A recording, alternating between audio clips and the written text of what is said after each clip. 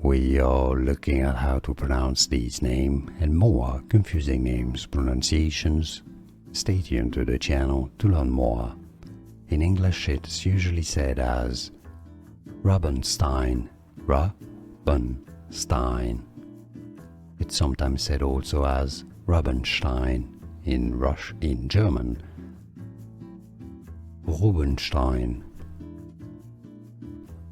We are looking at how to pronounce these names and more confusing names pronunciations. Stay tuned to the channel to learn more. In English it's usually said as Rubenstein, Rubenstein. It's sometimes said also as Rubenstein, in German,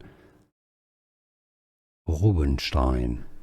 Here are more videos on how to pronounce more confusing words and names too many mispronounced. Like this video if you found it useful. I appreciate your support. I'll see you soon and thanks for watching.